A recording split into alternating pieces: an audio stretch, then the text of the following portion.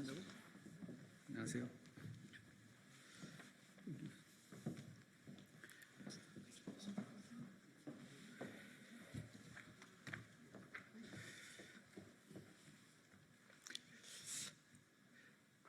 안녕하십니까. 국가교육위원회 상임위원 김태준입니다. 오늘 이 자리에서 국가교육위원회의 일부 상황과 활동에 대해 말씀드리게 되어서 매우 안타깝게 생각합니다. 그러나 일부 위원들의 편향 왜곡된 주장이나 무책임한 국교의 흠집내기에 대해서 객관적인 사실관계 설명과 앞으로 국교의 운영에 관한 입장 표명이 필요하다고 판단되어서 이 자리에 섰습니다. 국가교육위원회 구성에 정파적인 측면이 있음을 부인하기 어렵습니다. 그럼에도 불구하고 그동안 위원들 모두 열심히 토의하고 의견을 교환했습니다. 그러나 일부 의제에 대해서는 완전 합의가 거의 불가능한 경우도 있었습니다. 이런 경우에도 다수의 의원들은 소수 의원들의 의견을 경청하고 사회적 합의를 위해서 최대한 노력하면서 절차적 규정을 준수하고자 했습니다. 회견문에서 자세히 설명드리겠지만 그간 2년 동안 34차에 걸쳐 회의에서 부득불 표결로 의사결정을 한 경우가 2개의 안건에 대해서 단 3차례에 불과한 점에 비추어 볼 때 국가교육위원회가 사회적 합의를 위해 얼마나 노력했는지를 미루어 짐작할 수 있으리라 믿습니다. 가장 첨예한 교육 의제 중의 하나인 2028 학년도 대학 입시 방안과 관련해서는 전원 찬성으로 의결했습니다. 앞으로도 국가교육위원회는 소수 위원들의 주장을 최대한 존중하고 사회적 합의를 위한 노력을 변함없이 해 갈 것입니다.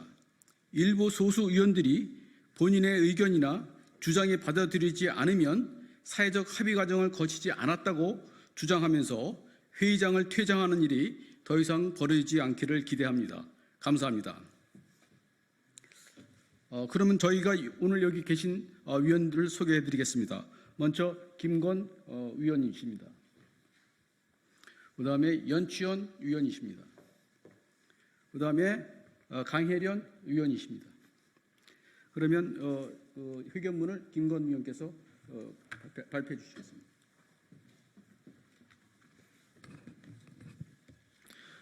예, 안녕하십니까. 국가교육위원회 위원 김건입니다. 국가교육위원회는 차분하게 역할을 다하겠습니다.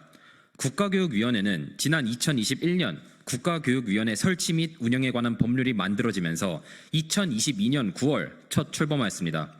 작은 규모와 예산으로 출범하였지만 주어진 여건에서 최선을 다해왔습니다. 특히 다양한 생각과 배경을 가진 위원들이 토의하여 합의를 이뤄낼 수 있도록 많은 노력을 기울여왔습니다. 하지만 오늘 오전 정대화 상임위원을 비롯한 국가교육위원회 위원 5명이 진행한 기자회견을 보고 사실과 다른 주장에 경악을 금치 못하였습니다. 지난 9월 25일 국가교육위원회 출범 2주년 대토론회를 기점으로 10년 단위 중장기 국가교육 발전계획 수립이 본격적으로 논의되는 시점에서 국가교육위원회의 2년여 노력을 전면적으로 부정하는 발표를 하는 것은 국가교육위원회를 위한다는 미명하에 국가교육위원회를 흔들고 발목을 잡으려는 의도입니다. 이러한 맥락에서 오늘 오전 정대화 상임위원을 비롯한 국가교육위원회 위원 5명이 진행한 기자회견 내용을 하나하나 따져가며 밝혀 진실을 알리고자 합니다. 첫째, 국가교육위원회는 그간 총 27개의 안건을 처리하였으며 그중 표결을 진행한 것은 단 3건에 불과합니다. 국가교육위원회는 운영 과정에서 사회적 합의 정신을 중요하게 생각하였습니다. 표결은 최대한 지양하고 위원님들의 의견이 최대한 모일 수 있도록 노력하였습니다. 2024년 10월 7일 현재까지 국가교육위원회는 합의를 통해 처리한 안건의 비율이 90%에 육박합니다. 2022 개정 교육 과정에 대한 심의는 소위원을 포함하여 7차례 진행한 뒤 표결하였습니다.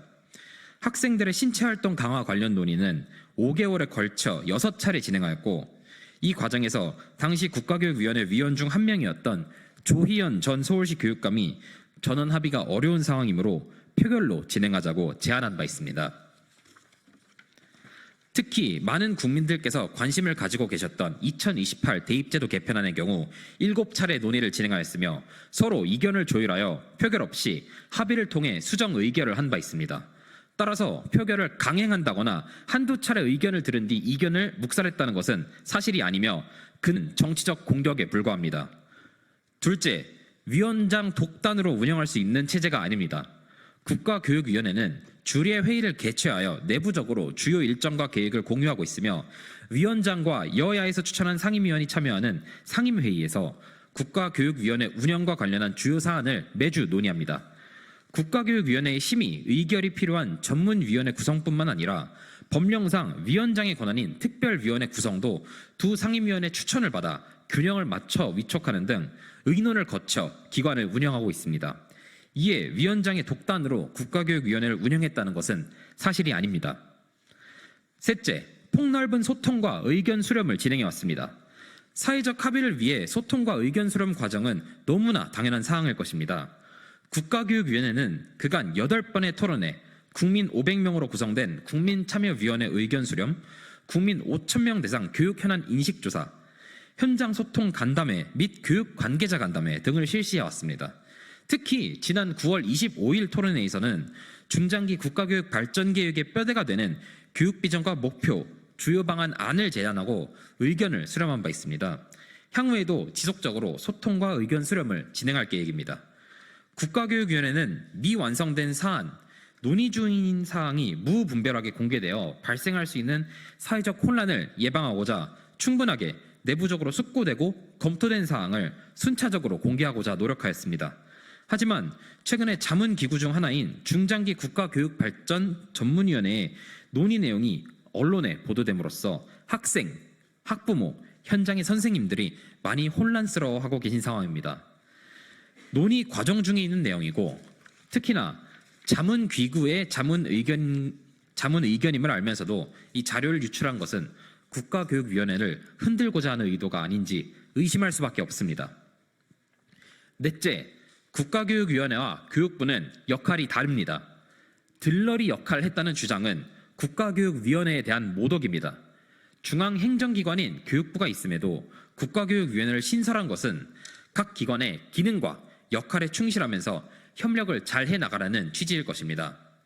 국가교육위원회는 중장기 관점에서 국가교육을 기획하는 것이 주 역할이고 교육부는 중앙행정기관으로서 책임지고 교육정책을 추진하는 것이 주 역할입니다. 동일한 현안에 대해 두 기관이 동시에 역할을 수행하는 것은 중장기 기획에 집중해야 할 국가교육위원회가 당면한 현실에 붙잡히는 결과를 초래할 것입니다.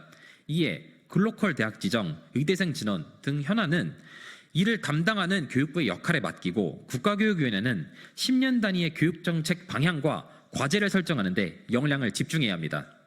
국가교육위원회가 현안에 침묵했다는 것은 터무니없는 주장입니다. 지난 2년간 200명 이상의 전문가와 700명의 학생, 학부모, 교사, 국민이 국가교육위원회 논의에 참여해왔으며 150회 이상의 회의를 개최하였습니다. 우리나라 교육의 발전을 위해 다양한 제안을 하고 토의를 해왔습니다. 다양한 생각과 배경의 구성에도 불구하고 합의를 위해 노력해왔습니다. 이제 중장기 국가교육 발전계획 수립이 본격화될 시점에 이르자 그간의 논의를 전면 부정하면서 처음부터 다시 시작하자고 주장하는 것은 어불성설일 것입니다.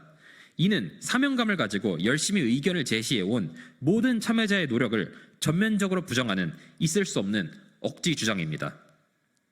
저희는 국가교육위원회를 정책적 또는 정치적 실험이라고 생각하지 않으며 우리나라 교육에 대한 무거운 사명감을 가지고 임하고 있습니다. 교육은 국민 모두의 관심사이기 때문에 보다 신중하게 접근하고 많은 논의를 거쳐 책임 있게 중장기 국가교육 발전 계획을 마련해야 합니다. 이제 국가교육위원회를 흔드는 행위를 즉각 멈추고 국가교육위원회 정식 논의의 장에서 최선을 다해 교육정책 논의에 임하기를 강력하게 촉구합니다.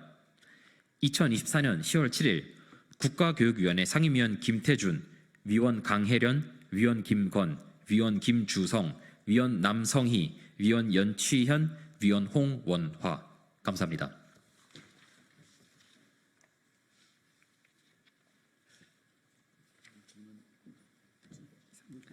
네, 자, 그럼 질문 없으시면 이것으로 기자회견을 마치도록 하겠습니다. 감사합니다.